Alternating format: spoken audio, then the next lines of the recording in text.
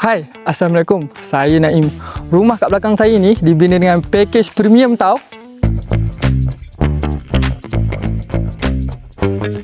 Mesti korang nak tahu kan apa spek yang ada dalam pakej premium ni. Yang pertama adalah batu-batu merah di bahagian luar dan di bahagian dalam. Batu-batu merah mempunyai struktur yang lebih kuat, tahan lama dan mengurangkan risiko retak. Selain itu, rumah korang lebih sejuk tau. Yang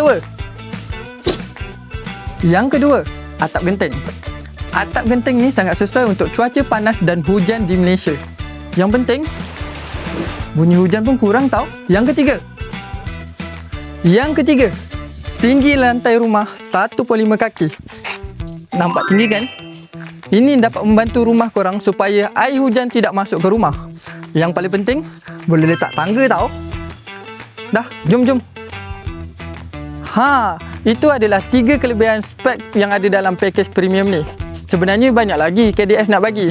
Sekiranya anda yang melihat video ni berminat dengan pakej premium yang ada di belakang saya ni, boleh hubungi saya Naim atau boleh saja melayari website kontraktorselangor.com.